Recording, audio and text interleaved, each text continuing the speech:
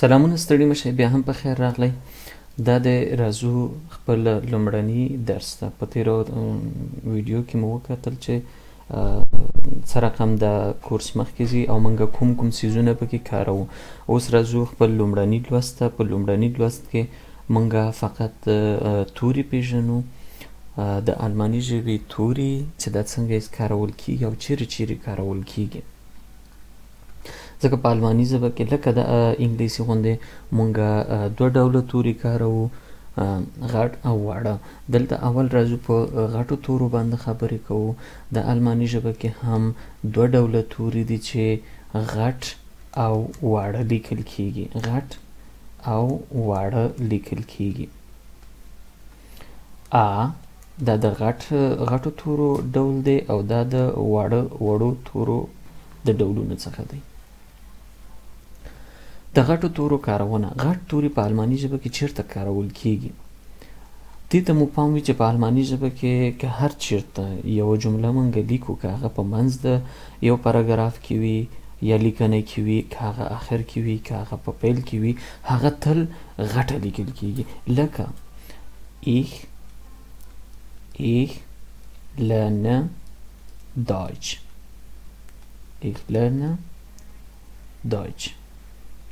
زه الماني زده کوم. Ich دلته د جملې پیل دی.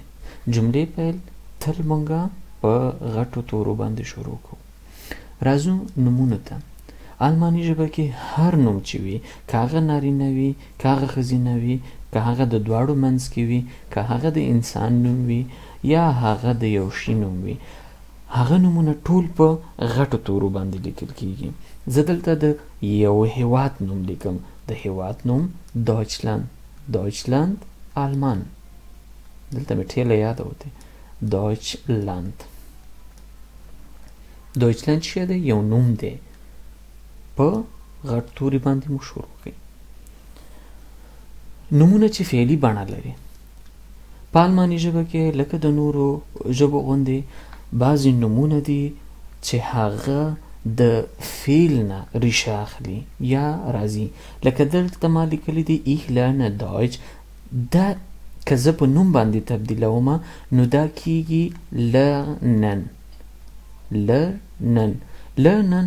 اصلي که ریښه موږ وګورو یو فعل ده، هغلته دا چې اخلي دا en اخلي په آخر کې. ولې دلته چې دی موږ د نوم په شکل باندې کاروو. das lernen او د دوی بیا آرټیکل چې دی تل das وي. das lernen. هغه نومونه چې فعلي بڼه لري. هغه نومونه چې د صفت بڼه لري یا ریښه یې د صفتونو نه وي، هغه نومونه هم په الماني ژبه کې په غټو تورو باندې لیکل کیږي. لکه etwas Gutes یو ښه شی. دلته دغه ګوټس چې دی نوم دی. etwas یو شی، ښه شی. نو ګوټس چې دی صفت ده، د صفت ریښه لري. دلته هم په غټ توري باندې لیکلی کیږي. د قدر ورکولو ضمیرونه یا هغه ضمیرونه نومځایونه چې په الماني ژبه کې کارول کیږي هغه معمولا 3 دانې دي چې Sie, Ihnen او ihr.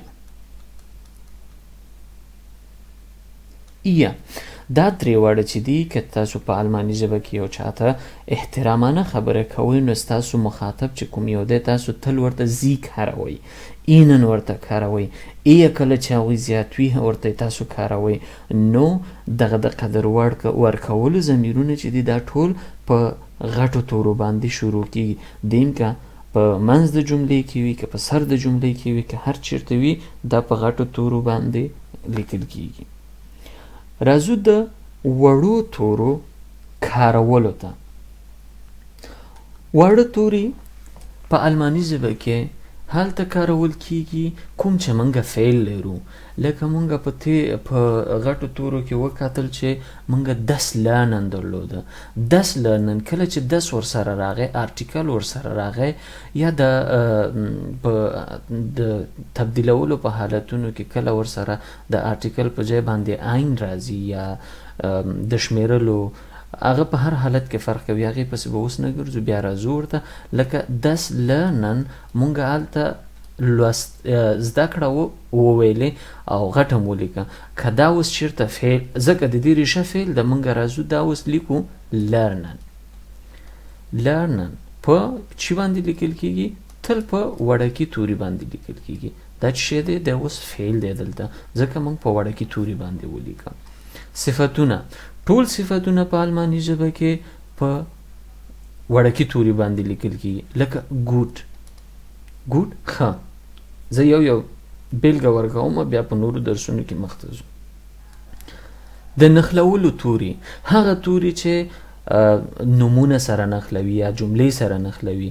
لکه یو عام یو ډیر غټ مثال اوند ده. اوند دا د جملې سره نښلوي او مخته ځي، یا دو نومونه سره نښلوي او مخته ځي. دې ته څه وایي؟ د نښلولو توری، او دا په واړه تورو باندې لیکل کیږي او پیل په وړي تورو باندې کیږي. راځو قید ده. قیدونه هم په وړو تورو باندې لیکل کیږي. زه دلته فقط یو بیلګه د زمان یا د وخت د تورو نه کاروم چې هغه د بالد، ژر. ژر دا هم په وړو تورو باندې لیکل کیږي. د اضافت توري دا هم په وړو تورو باندې لیکل کیږي. لکه ان، د یو څه شي په منځ کې یا په منځ کې. نو په دې درس کې مونږه د غټو او وړو تورو لیکل زده کړه چې څنګه او چیرته کارول کیږي. تر بیا ښې چارې مل شئ مونږ سره.